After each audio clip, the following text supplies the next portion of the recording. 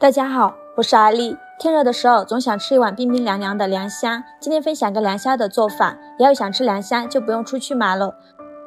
首先准备100克豌豆淀粉，加入30克粘米粉，加20克玉米粉，然后加入200毫升的清水，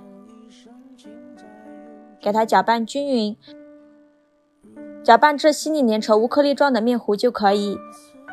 锅中倒入800毫升的清水，比例是1:4，开大火烧至微开，像这样冒泡泡，然后把面糊再搅拌一下，然后倒入锅中，边倒边搅拌，这一步可以开大火，很快它就会变得越来越粘稠了。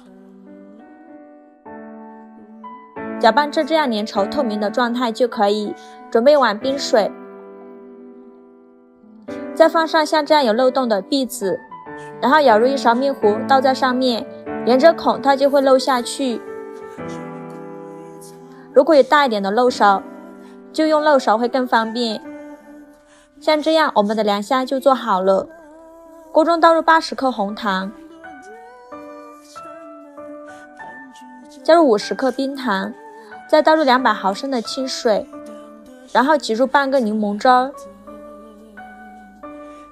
开大火烧开，用铲子搅拌一下，搅拌至冰糖融化，煮至这样冒泡泡就可以。再把它倒入碗中，